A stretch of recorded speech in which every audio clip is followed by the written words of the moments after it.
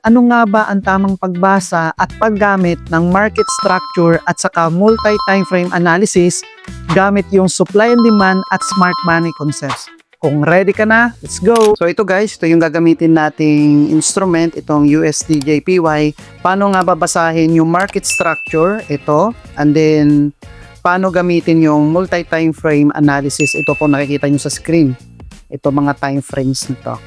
And then after analyzation, is-share ko na lang din sa inyo yung entry na tinake natin dito sa currency pair na to na nakita ko kanina, isa sa mga A+ setup natin.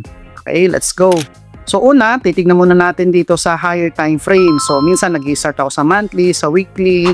So dito na tayo mag-jump sa may daily time frame. Titignan natin kung ano yung market momentum, kung ano yung bias. So katulad nito, kapag zoom out natin yan, overall bias talaga natin ng USDJPY is bullish. So ito yung market, okay?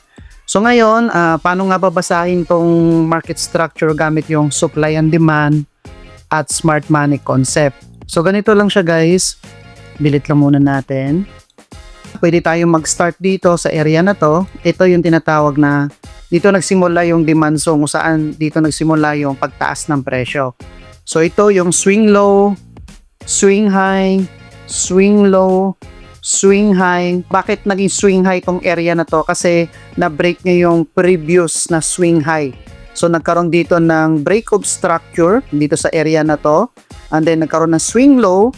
Itong swing low, hindi niya to na-break. Kasi kung na-break niya to, matatawag natin yan na lower low. Okay?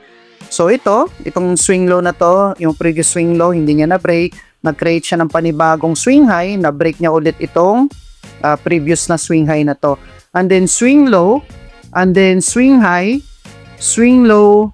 Kung mapapansin mo, hindi niya rin na-break to. So kung iso-zoom out natin yan, ayan no, halos hindi niya rin na-break tong previous na swing low. So kung babasahin natin yan, for me, itong area na to, itong swing low na to, kumbaga protected yan.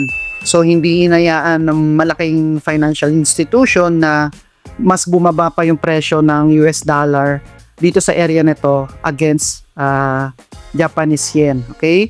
And then nagkaroon ng panibagong swing high. And then ito, na-break niya yung previous na swing high. So ito swing high, swing low. So mangyayari niyan guys, kapag nagkaroon ng swing low, so ito nagki-create siya ng momentum na possible itong dalawa na to